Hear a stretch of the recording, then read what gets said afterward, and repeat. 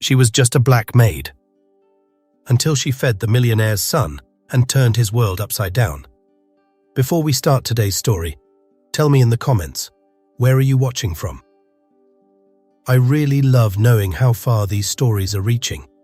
And if you love emotional love stories with twists and endings that touch the heart, don't forget to subscribe to the channel. That really helps the channel grow and motivates me to bring more stories made with love for you. Sebastian Whitmore III walked through the cold hallways of his mansion in Charlotte, North Carolina, like someone crossing an emotional battlefield. He wore a charcoal grey suit, perfectly fitted to his athletic body, his beard shaved with surgical precision, and his dark brown, slightly wavy hair slicked back. Everything about him exuded control, wealth, power.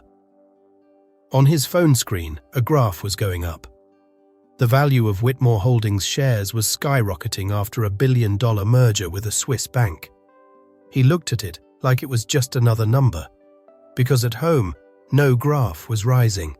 No progress was being made. Upstairs, in the bedroom, Elliot, his 5-year-old son, sat on the navy blue carpet, his gaze lost. He was a white boy, fair and delicate skin, dark blonde, straight fine hair, big blue eyes but dull. Since his mother's death, he had stopped speaking and eating. Sometimes Sebastian wondered if his son could even see him, or if he just passed through his presence like he was made of glass. The nanny tried, with colourful little spoons, to convince the boy to eat some mashed banana. He wouldn't open his mouth, wouldn't cry, wouldn't react. "He's been like this since the funeral," the nanny murmured, embarrassed. Sebastian watched from a distance, hands in his pockets. His expression was stern, but inside, a silent guilt grew like mold in the corners of his soul. "We've tried therapists, speech therapists, specialists from New York, all of them." He said it with the coldness of someone listing failures in a spreadsheet. From downstairs, the sound of a vacuum turning on made him frown. He didn't like noise.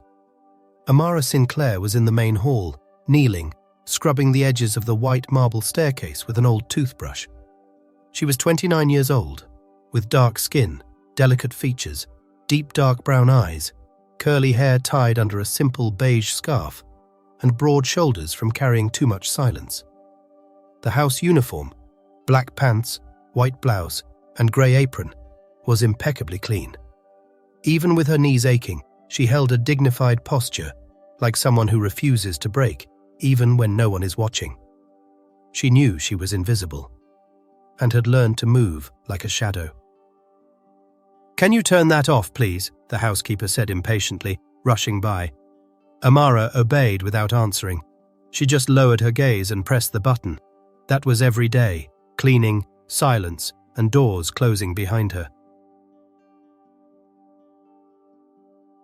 While Sebastian Whitmore was deciding the fate of companies all over the world, he didn't know how to make his own son eat a spoonful of soup.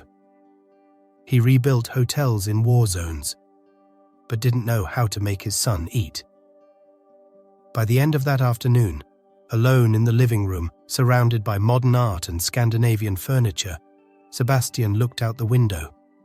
A light rain fell over the perfectly trimmed garden. He held an old photograph, Elliot in his mother's arms, still smiling. In the background, he heard light footsteps.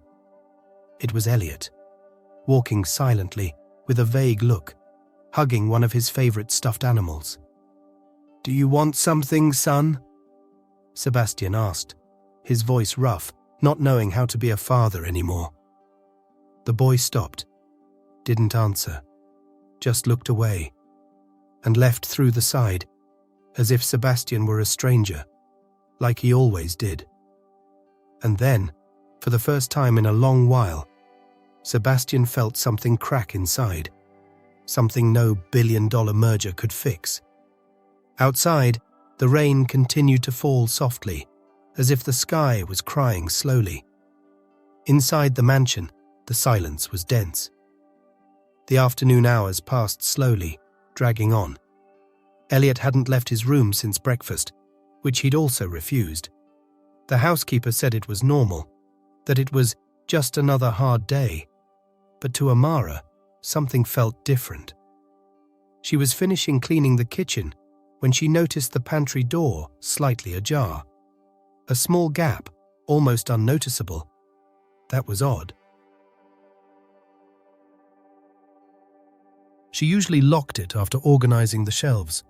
She approached slowly, still holding a cloth in her hand. She carefully pushed the door open, and her heart tightened in her chest. Elliot was inside. Sitting on the cold floor, between sacks of flour and cereal boxes, the boy was hugging himself, knees tucked in, face hidden behind his thin arms, shivering. Amara felt her breath catch for a moment. She looked around. No adults, no nanny, no visible camera inside. She knew she wasn't supposed to interact. She should tell the housekeeper, call someone higher up. But she couldn't.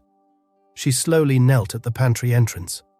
From the side pocket of her apron, she pulled out half of a simple sandwich she had saved for the end of her shift. Whole wheat bread, peanut butter, and banana. She tore it in half with her hands, and without saying anything, extended one half toward him. "It's good," she whispered. "I made it with love." The boy didn't move. Amara then leaned against the wall nearby, but without invading his space. She sat on the cold floor. In a low voice, she began to sing. It was an old, sweet melody, sung in Yoruba mixed with English. A song her grandmother used to sing on days when the world seemed eager to swallow them whole. "Lay down, child. The night won't find you here." The song spread like a warm breeze in that cold pantry. Elliot lifted his head slightly. One eye peeked between his arms. Then, timidly, he reached out his hand. He took the piece of sandwich, brought it to his mouth, chewed slowly, and then, seconds later, mouth still full, he murmured, "More." The word came short, scratchy, but clear. Amara didn't react with euphoria. She just smiled, a smile filled with tears in her eyes. "Of course, my love," she whispered. "I have more." Upstairs, in the control room, Sebastian was watching the recording from the hallway camera. He had seen the boy disappear that way and wanted to check. When the footage showed Amara sitting on the floor, sharing food and singing, he frowned. But when he heard the boy speak, his body tensed. He paused the video, rewound, pressed play again. Elliot's voice echoed from the screen. "More." Sebastian brought his hand to his mouth, leaned back in the leather chair. His eyes were watery, but there was something more, astonishment. He had never seen that woman like that, never noticed anything beyond the uniform. In the background of the footage, Amara looked at the boy as if he were the only important thing in the world. Deep inside Sebastian's heart, something began to crumble. And for the first time since his wife's funeral, he felt fear. Fear of not knowing who this woman was, who had just crossed all the walls he had built, and fear that maybe he wouldn't be able to get her out of his head. Sebastian didn't sleep that night.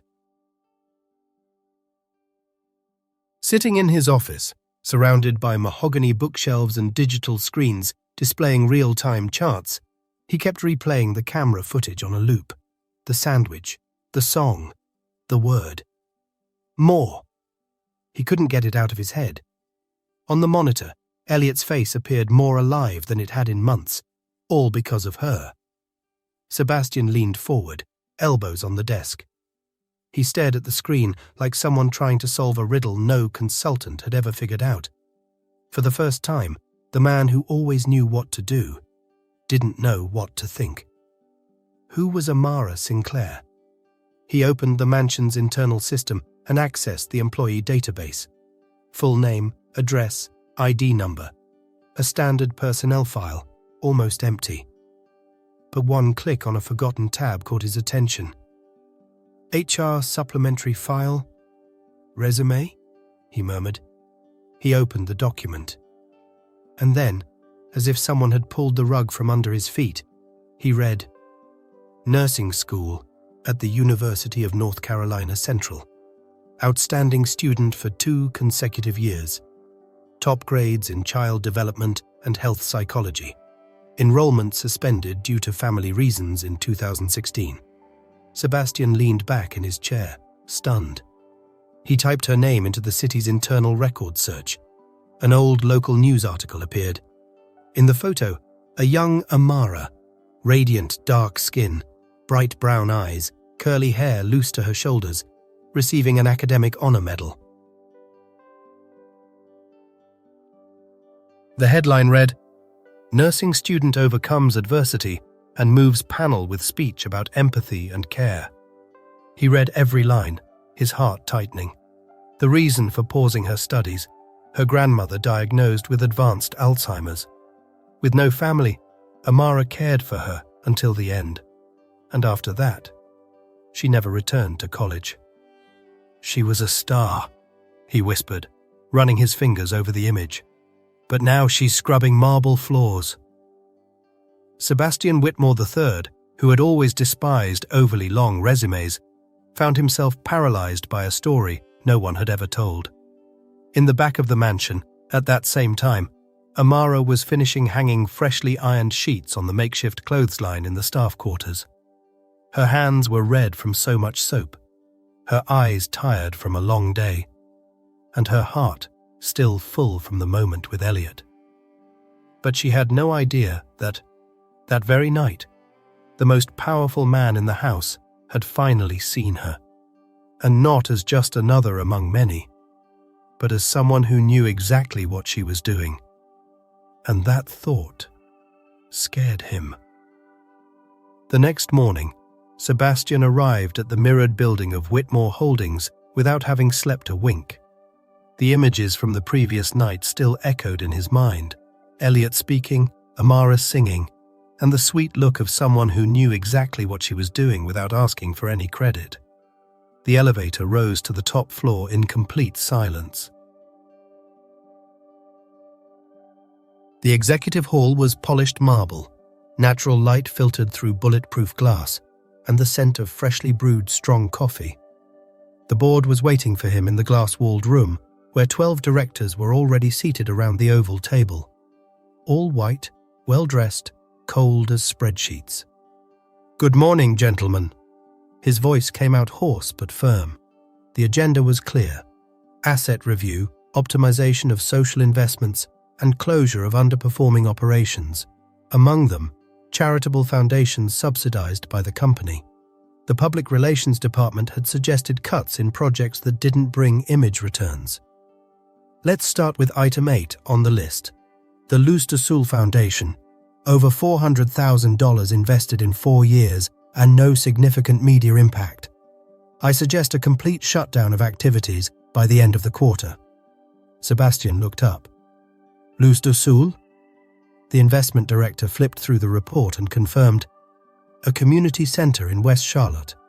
They served vulnerable children, focusing on speech disorders, developmental delays, and emotional disorders. Sebastian frowned. They worked with children, with mutism? Yes, that was their focus. The silence in the room lasted half a second, but inside Sebastian, it was like thunder. When was this approved? In the last round of cuts, 3 months ago. You yourself approved it by email, I remember perfectly. Sebastian leaned back in the black leather chair. His chest tightened. At that moment, his mind formed a clear image, the locked door of the center, the lights out, and Elliot looking at him, mute, hungry for connection. The cut had been his. The decision was his.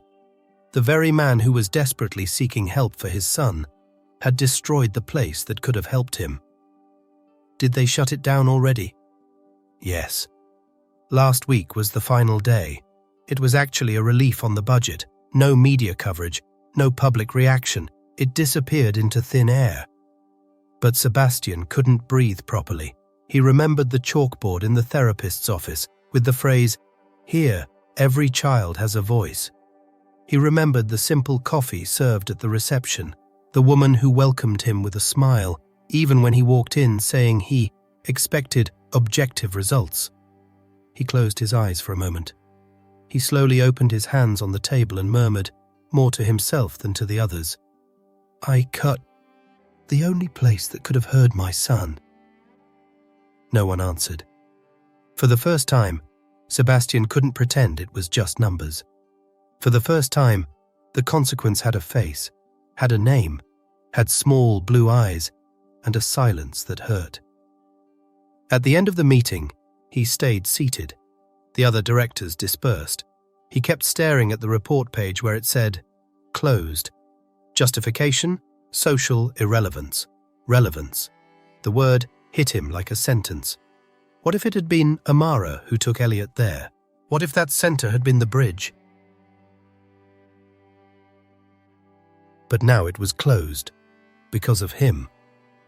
That morning, Sebastian Whitmore III learned what he never learned at Harvard. Chain decisions can kill invisible chances. And the irony was that he himself had locked the door he now desperately wanted to open. That same night, the mansion seemed swallowed by a deeper silence than usual. The lights were dim, dinner untouched on the table, and Elliot had disappeared.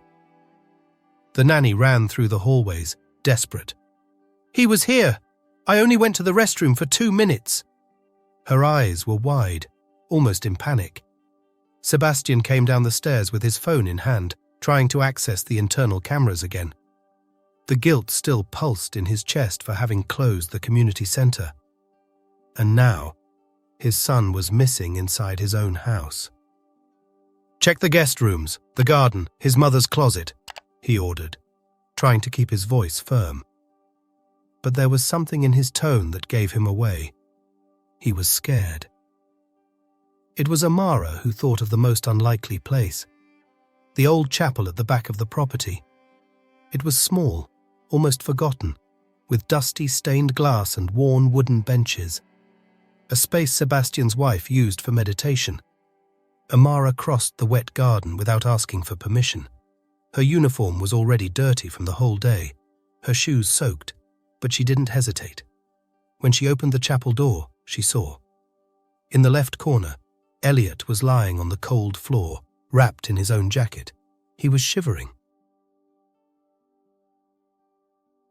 Crying silently. His eyes were red, but there was no screaming, just stifled sobs, as if the entire world was trapped inside that small body. "Elliot!" Amara knelt, without fear, without doubt. The boy didn't run away, but he didn't react either. She calmly opened her arms. He hesitated, then curled up in her lap. "Shh, I'm here," she whispered, gently running her fingers through his dark blonde fine hair that stuck to his sweaty forehead. "You're not alone, my love." She started to sing, the same melody, the one that came from the depths of her childhood, from her grandmother's voice. The chapel, once cold and forgotten, was now filled with a soft music, warm like an embrace. "Lay down, child. The night won't find you here." Elliot was crying differently now, choppy sobs, as if each note was pulling out a piece of the pain he had been carrying since his mother's funeral. Suddenly, he lifted his face. His small hands reached up, gently touching Amara's face. Then, with his eyes wet, his lips trembling, he said, "Mama, Amara, hungry?" The sentence came out fragile, but alive, real. The nanny, who had just arrived at the door, broke down in tears. She covered her mouth and fell to her knees. At the chapel entrance, Sebastian stopped. He couldn't take another step. He saw his son there, in Amara's arms, speaking, crying, asking for something. It was his voice. The first full sentence in over a year.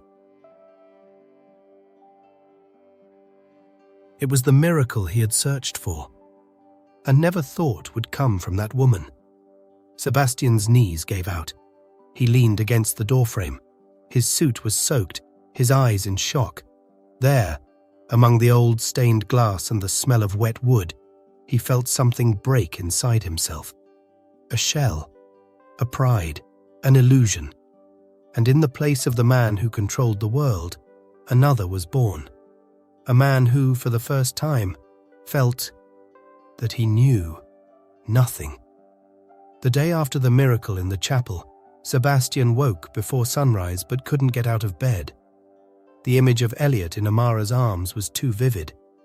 He could still hear his son's voice echoing inside him, trembling, real, like a plea to return to life. But when he went downstairs for breakfast, he noticed the staff looked tense, too quiet. The housekeeper couldn't hide her uncomfortable glance, and Sebastian's phone was already vibrating with dozens of notifications. The moment he unlocked the screen, he understood. The headlines were on every news portal. Billionaire heir involved with the mansion's black maid. Leak shows autistic child in the arms of the employee. Where are the ethical limits? Whitmore exposes son to an uncredentialed nanny.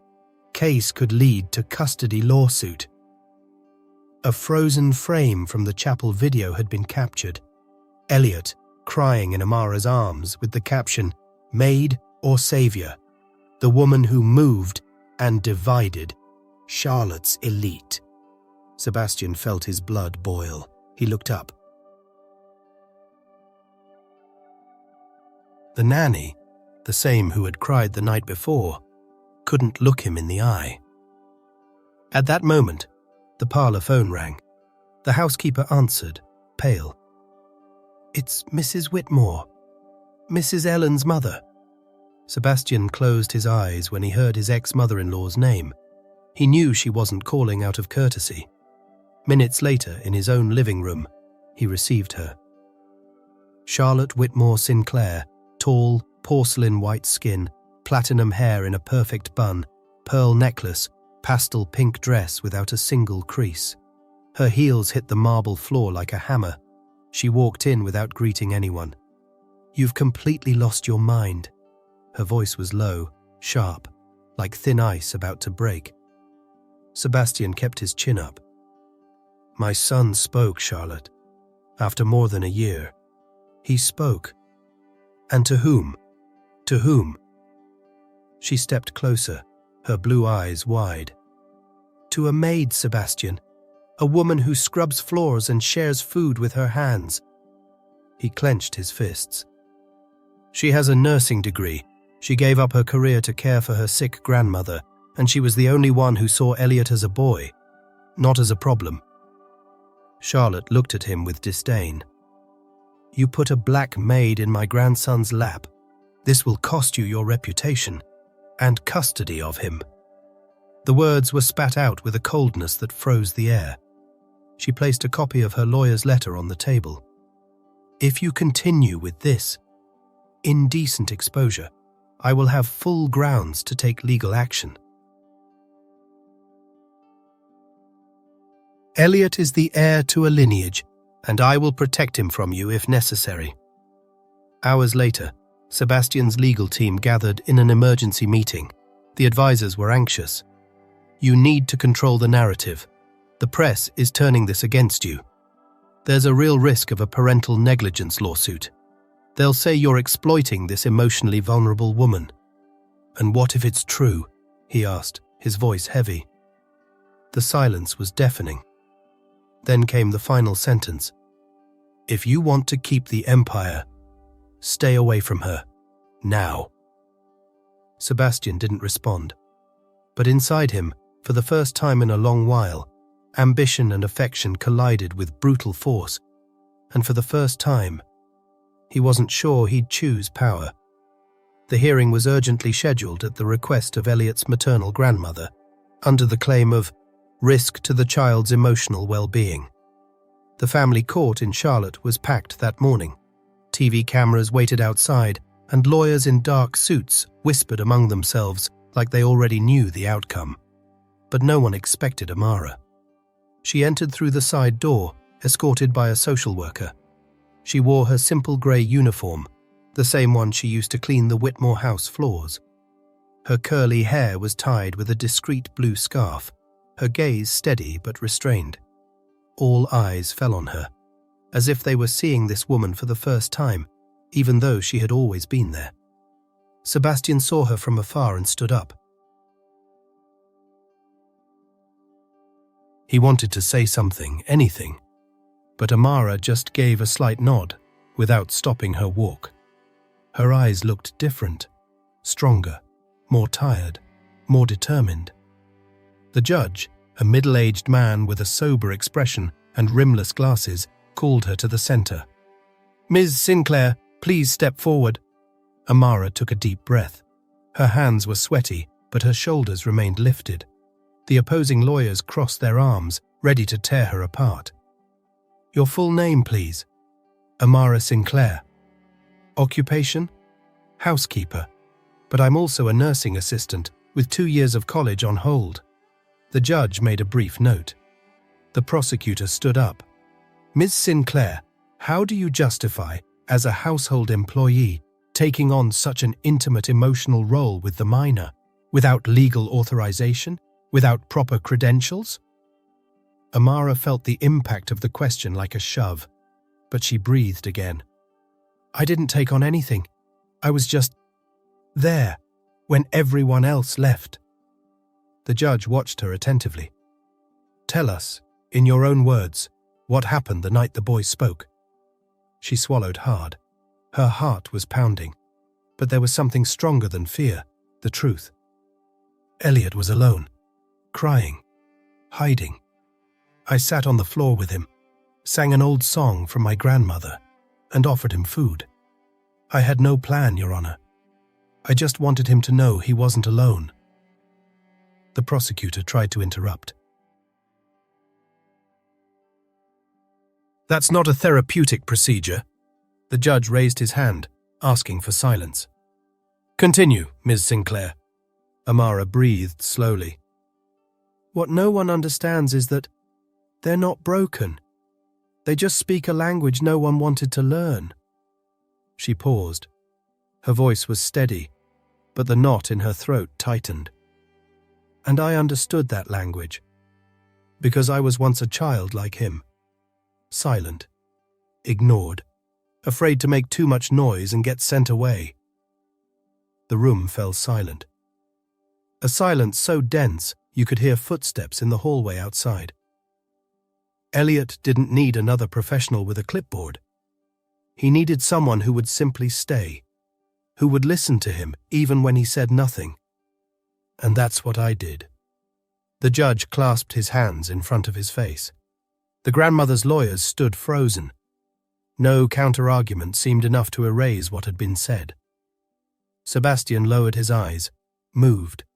That morning, in the middle of a room where his son's fate was at stake, it was the most invisible woman in that house who said the most important words of his life. And for the first time, the whole world heard her. 3 days after the hearing, Amara Sinclair's name was everywhere. Social media, morning shows, national newspapers. Some called her a silent heroine. Others questioned her boundaries as an employee. But most saw something rare in her, an ordinary woman who did the impossible with nothing but love and presence. Meanwhile, Sebastian Whitmore III had disappeared from the media. He gave no interviews, made no statements, until that day. That afternoon, under a grey sky and damp wind, a small community centre in West Charlotte was packed. The press hurried to set up equipment. Children played in the background. Long-time residents watched curiously. The peeling paint on the makeshift sign still read, "Hope and Voice Community Centre." Amara arrived holding hands with her younger brother David, who trembled just seeing so many cameras. She wore a simple white blouse and black pants, her curly hair loose with natural volume. She looked around like someone returning to a place she knew too well, but had never entered through the front door as the protagonist. "Why are we here?" she asked the centre's coordinator. The woman smiled, just pointing to the small improvised stage with a microphone in the center. Then a black armored car parked. The doors opened. Sebastian stepped out, wearing a navy blue blazer without a tie, his face clean, no TV makeup. Behind him came Elliot, holding hands with the nanny, who now smiled discreetly. Silence settled as Sebastian stepped onto the stage. He looked at the audience for a few seconds, then at Amara, standing among the first row of chairs, and then he spoke, his voice firm but gaze vulnerable. "My name is Sebastian Whitmore.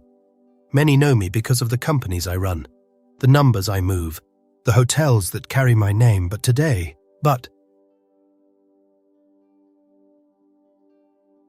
I'm here as a father, as a man, and as someone who failed." Amara pressed her hands to her chest. Her brother looked at her confused, but she said nothing. Sebastian took a deep breath.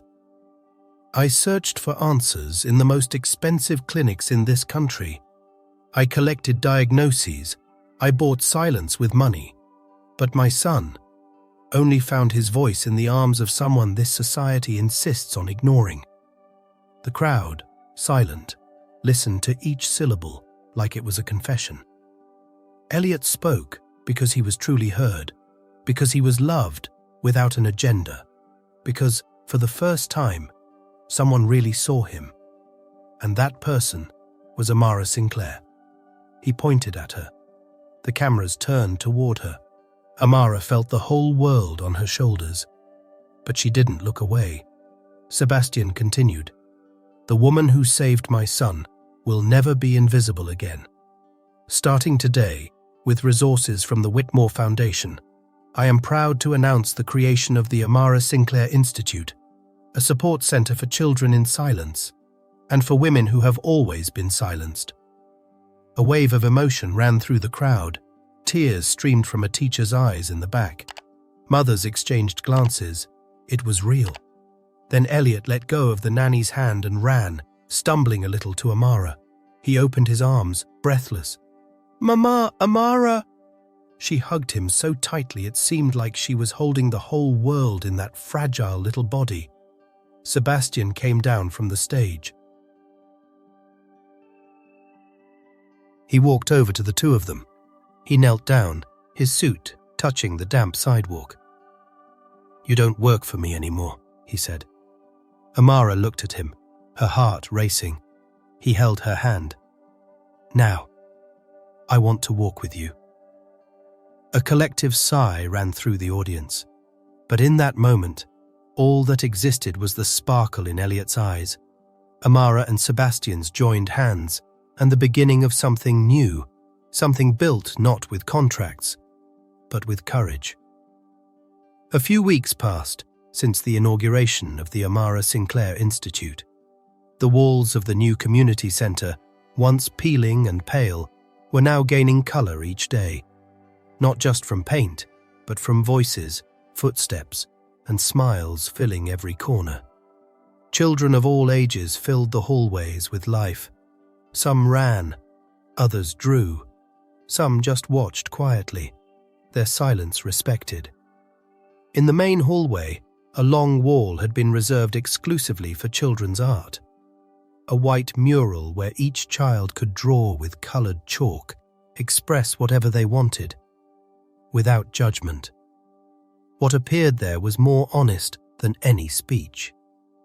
That cloudy morning, Elliot walked up to the mural with slow but determined steps. He held small pieces of chalk, yellow, blue, and brown. His eyes were focused.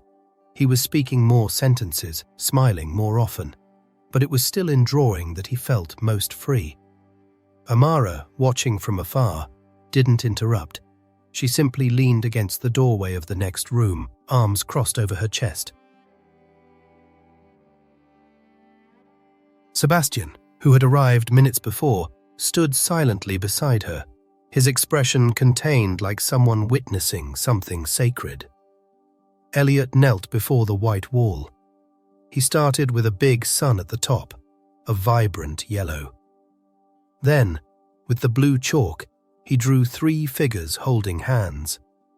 A tall one in a suit, another in a skirt with loose hair, and a small one in the middle, arms raised. Finally, with the brown chalk, he wrote slowly, syllable by syllable, tongue between his teeth from so much focus. Daddy. Amara. Home. Amara brought her hand to her mouth. Tears flowed uncontrollably. Sebastian took a step forward. He wanted to say something, but no words could compete with that. The center's coordinator moved, took a picture of the mural and posted it silently, without a caption, just the image. Within minutes, it began to spread. In a few hours, it was headline news. The drawing that silenced the world. The art of a boy who found his voice again, and a man who learned how to love. Who needs slogans when a child writes home?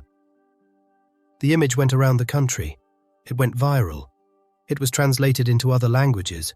Psychologists, activists, and educators commented. But no comment was stronger than the silence it provoked in thousands of people.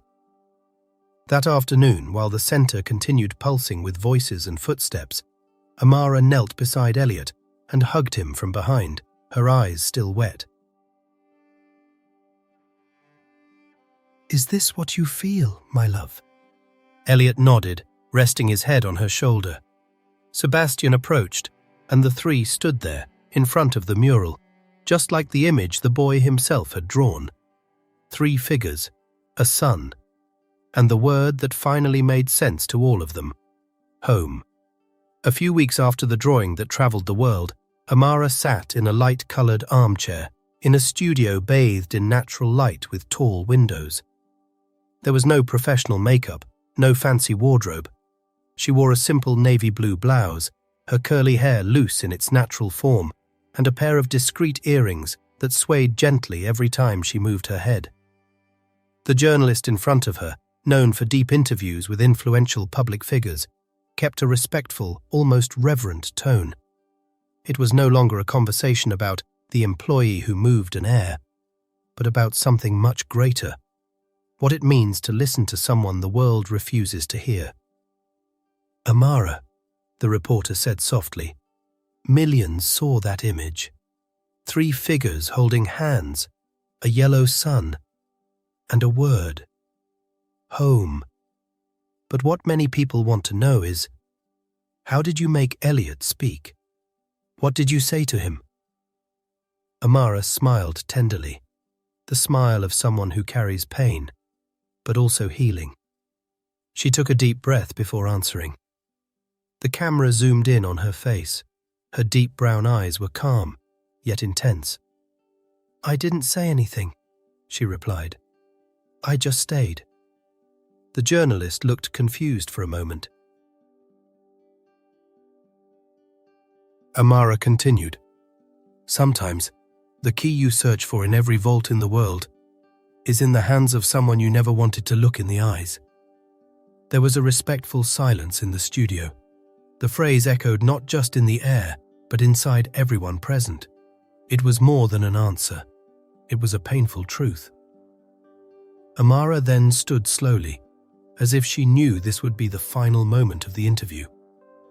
Elliot appeared from backstage, running to her, wearing a white shirt and jeans, with a small hand-sewn patch on the pocket, 3 figures and a sun. She gently held his hand. Sebastian followed soon after. He wasn't in a suit, his sleeves rolled up, his expression serene. When he reached them, Amara extended her other hand, and he held it without hesitation. The camera captured the 3 of them, standing side by side. There were no speeches, no contracts, no hierarchy or titles. In that image, there were no bosses or employees. There was only a family.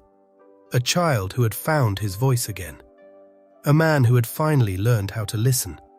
And a woman who, even when ignored, refused to stop feeling. She didn't shout to be heard. She didn't beg for space. She just stayed. And by staying, changed everything. Now tell me, what did you think of this story?